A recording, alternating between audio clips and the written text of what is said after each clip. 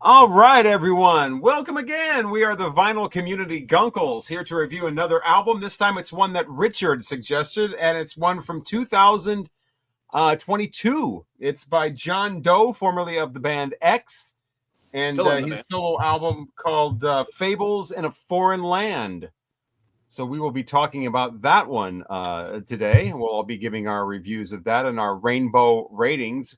We are the Vinyl Community Guncles. I am Robert Fithen, along with Richard from Calvin Wazoo, Mike from Hub Tunes, Craig from Craig's Vinyl Plethora, and you, our wonderful viewer, who were really cool if you can figure out why I'm wearing a Boogie Nights shirt.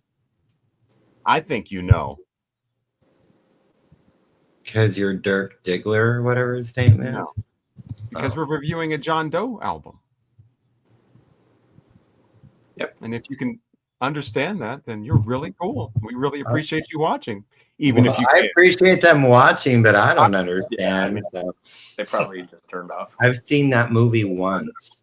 What? I've never seen it. Like 15 times. I have never watched that movie. 10 times. I love it. All right, so yeah, John Doe, Fables in a Foreign Land. I didn't even know he was still making music. I thought he was just doing the acting thing, like in movies like Boogie Nights. What's that? X is still doing that. Yeah, X is good. They just toured. They're touring right now, I think. Yeah. So I don't think I've ever actually heard a John Doe solo album before, but this one really strong. Really enjoyed this. The first song, Never Coming Back, great. The guitar sound on it, the sort of almost not really it's sounding acoustic, but it's not truly acoustic, I don't think. But his voice is just really perfect for the what he's singing about and the whole atmosphere of everything. I was really surprised how good this was to a point. Down South is after that, and that's again, most of these songs, and it is called Fables in a Foreign Land. Most of these songs seem like they are painting a picture or describing a character. So it's pretty interesting stuff going on here. There's one about Missouri, about the flood, and the guy going to jail, and you gotta fix the jailer's house to get him out. That sounds like Missouri. I don't know if they're talking about the guy that started the flood, the big flood of '93, that he went to jail. I don't know. And now they're saying that it really wasn't him, and that's all a big farce, and he shouldn't even be in jail. Cowboy in the hot air balloon, kind of like an up thing. Cowboy is just lassoing out in the field one day, and here comes a hot air balloon, so he just jumps in it. Says, "Son of a bitch." And then and praise to Jesus and all that kind of stuff. El Romanzo, this kind of Spanish flavored tune about this guy who, you can't believe anything he says. He thinks he's smarter than he is. And so a lot of great stuff on here. Guilty Bystander is probably my favorite with the accordion and this really happy sound that really goes against what's being sung about. Which it kind of plays into what's being sung about, because you see he sings about this slave being whipped, and how everybody is just standing around watching like, oh, well, this is how life is. We're not going to do anything about it. This is just the way things go. Slaves get whipped. And that's why they are the guilty bystanders. But it's sort of like this happy music going on because, hey, everybody's just happy. And hey, a slave's getting whipped, but oh, well, life's great. Woohoo, And so it really is a pretty powerful way to do that. That was my favorite song on here. So, this I believe has 13 songs on it. Mm-hmm. And then we get to track 11. Uh-oh. It's called "Destroying Angels." Oh, that was 10. Whatever it is. It's a murder ballad. I'd like to think that I have a decent vocabulary, but I cannot find the words to express how fucking tired I am of these goddamn songs about somebody killing their lover. I don't know if it was down by the fucking river or where it was. I'm so completely over this shit. And here it is again. Why? You had such a brilliant album going on. To throw on something so cliched and so completely fucking worn out. Oh, my beautiful angel, you're gonna fill her full of holes, and I shot her. Not for, of course, not for any reason. There's no story here. She didn't do anything. There's not. It's the same fucking trope. Oh my God, she's so beautiful, but I just blew her head off anyway. Just cut shits and giggles. What? I mean, I am so fucking tired of these goddamn songs.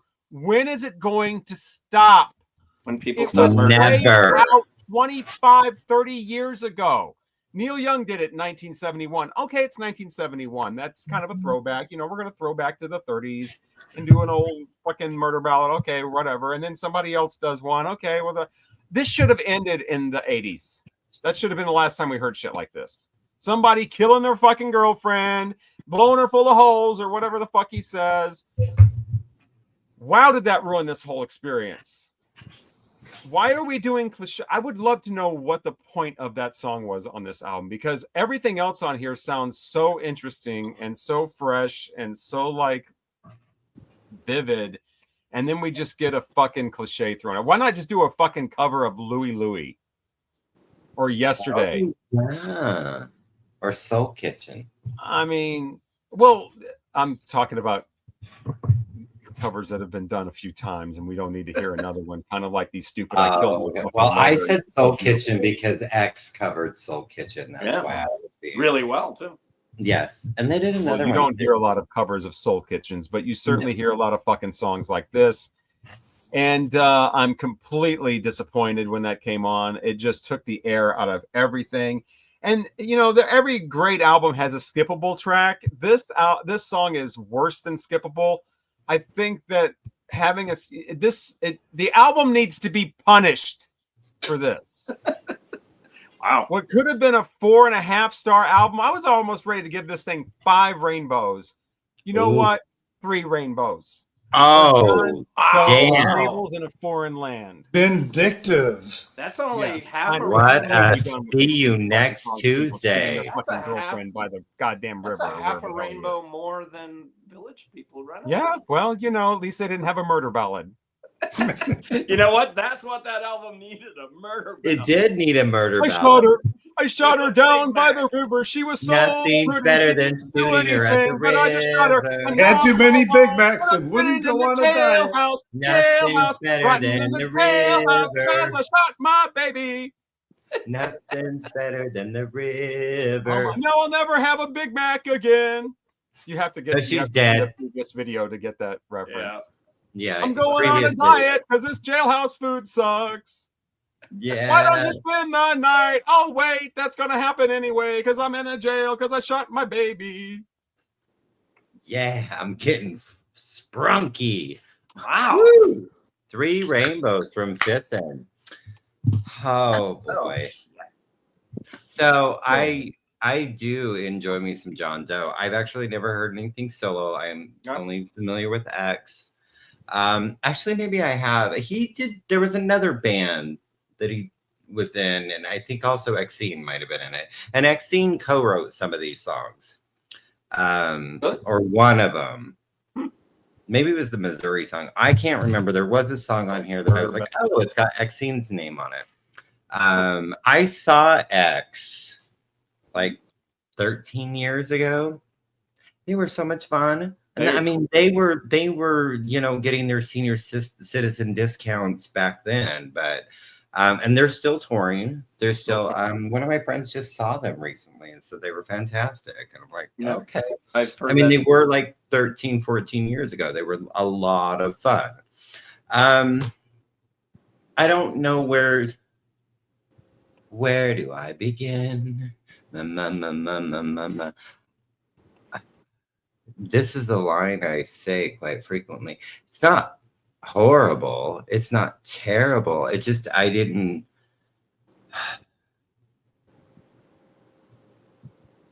have no feelers, no feelings. I did think the Destroying Angel, I thought he killed his kid. Like, I thought it was his little baby daughter or something like that. Same shit. I threw my baby down. I know, the baby, I'm like, done with it. They were so innocent. So that made me think, like, did you kill your kid? I threw my baby in the well. type of thing. I kept paying attention to it halfway through. Yeah.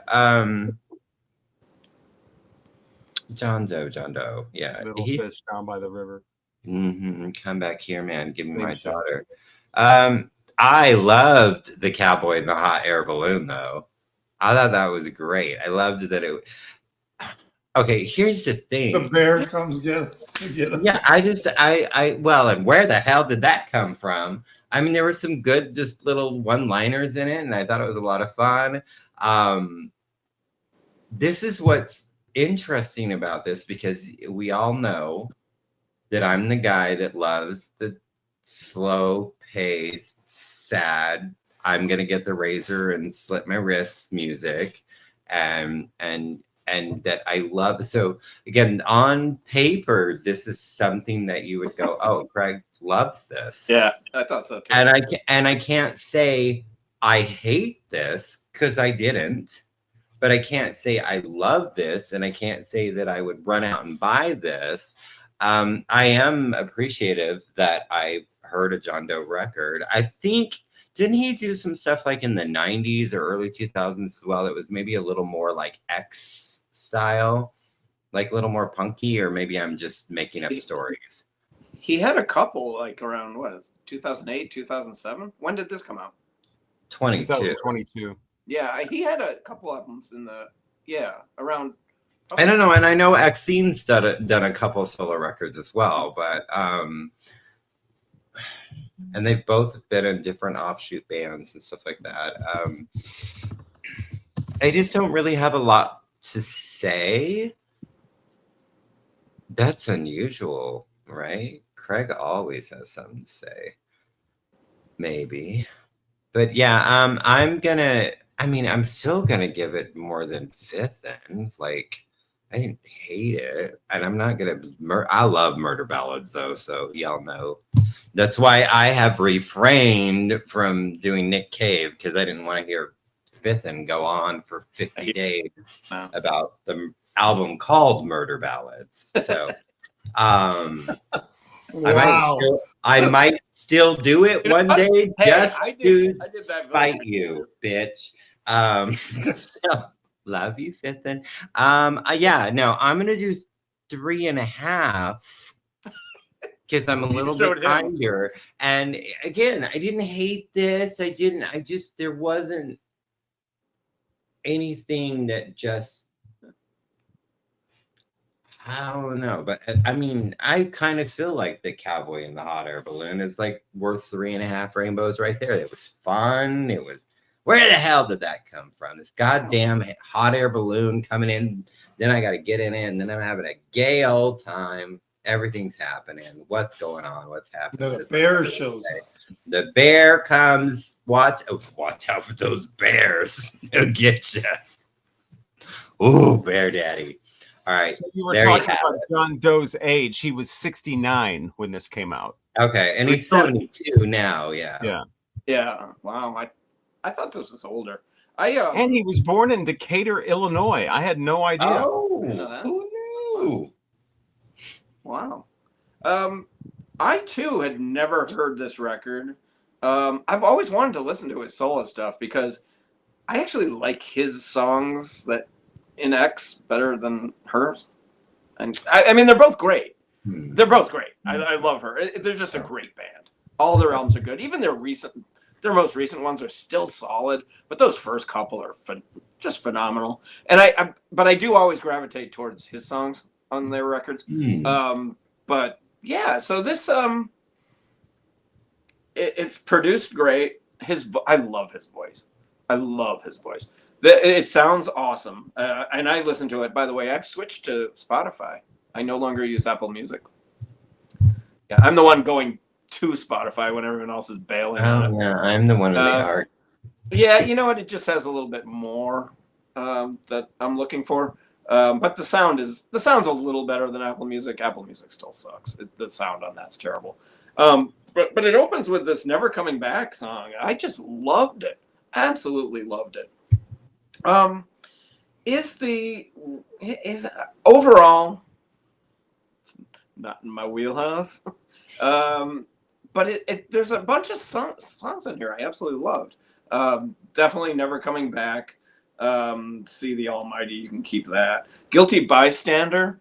Oh yeah, that one. I think, like Robert said, that might be my favorite song. Either that or the first one. I really like that song. I like There's No Black Horse. That was a really good song. Lyrically, the whole record is excellent. Excellent.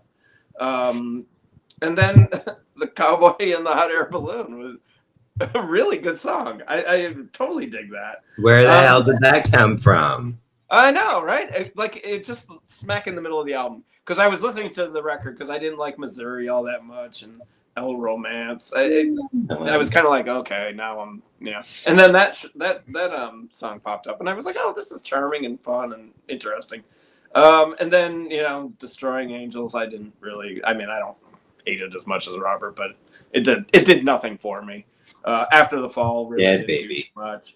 Traveling So Hard, that Sweetheart song was kind of I don't know. It's got some great moments, some really good moments.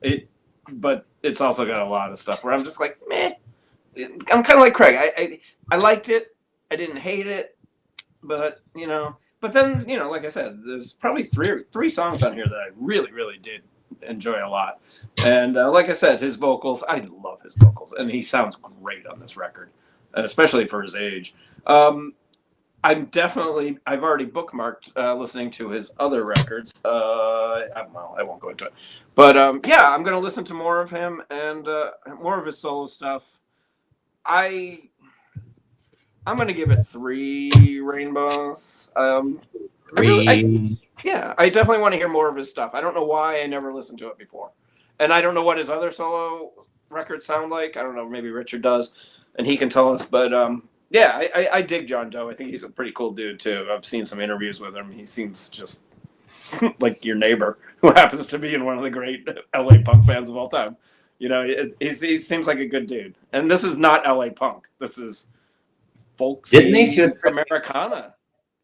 Didn't X just release an album this year, or was that last year? Yeah, last year. I think it was last year. Because the previous one from like 2020 or 21 or something like that, Alphabet City or Alphabet, that's pretty good. It's great. I haven't heard the most recent one, but that Alphabet one, it's pretty good. I got it. Yeah. Right back there. Yeah. I'm surprised you two didn't like this more. I was listening to this the first I don't know, it's like 7 songs. I thought I liked all of it. Like Craig would be creaming his jeans over it. No, I just thought you guys would. I just liked it so much. I thought, who wouldn't like? I mean, I'm sure I know people who wouldn't like it, but I mean, no, it's good. It's a nice listen. Like I said, I was about ready to give this 4.5 rainbows. It's nice. So somebody murdered it. It's nice. It's nice. Nice. Richard, tell us about it. And his first solo album was Meet John Doe, and that was from 1990. And then he didn't do anything until the 2000s. Anything else? I thought he had something in. Okay. And then he did something with Exene as well back in 2010. Oh, maybe that's. But when I moved to Holland and I was renting a car to get stuff that I needed that I knew I couldn't do by Ubering or riding my bicycle, I took a trip up to Grand Haven because that's where the closest record store is. And that's where I found this. I'm flipping through the records and I see this, and the name John Doe didn't click with me right away. But it was the cover art. I mean, the cover art is just really intriguing. And I was looking at that and I did a quick search in Discogs just to get a general feel about people's reactions to it, and it was very strong and positive. So I decided to give it a try. And then when I got home, that's when I realized, oh, this is John Doe from X. It's not X. It's John Doe's voice has this quality of it's almost like a slide whistle. He has a way of singing a note and then going up and rising with it, and his ability to sustain that change in pitch and bring it in, and yeah, was what, 60, what did you say, 69 at this time? Yeah. So, female vocalists, when they get older, their voices tend to stay. And male vocalists, their voices, the older they get, the more it goes to hell. But his is just as strong. Yeah. And the recording, I really, listening to it, it's a live studio recording. So they're all together playing live in the same room. So nobody's sequestered off into another room or different miking or anything like that. And then they do a couple songs bring in the fiddle in one song and the accordion in another.